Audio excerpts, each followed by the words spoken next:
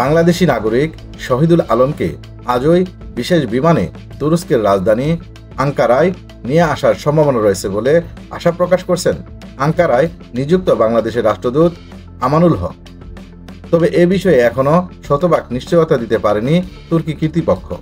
রাষ্ট্রদূত আমানুল হক শুক্রবার রাতে জানান, শহীদুল আলমের নিরাপদ প্রত্যাবর্তনের জন্য তুরস্ক সহ সংশ্লিষ্ট সব দেশের সঙ্গে যোগাযোগ অব্যাহত রয়েছে।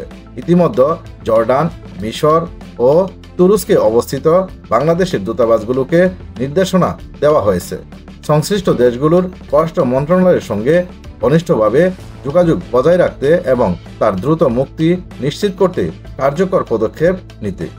বাংলাদেশ পররাষ্ট্র মন্ত্রণালয়ের জারি করা এক বিজ্ঞপ্তিতে বলা হয়েছে, এই দূতাবাসগুলো স্থানীয় কর্তৃপক্ষের সঙ্গে সার্বক্ষণিক যোগাযোগ রাখছে এবং শহীদুল আলমের মুক্তির বিষয়ে সর্বোচ্চ কূটনীতিক প্রচেষ্টা চালাচ্ছে।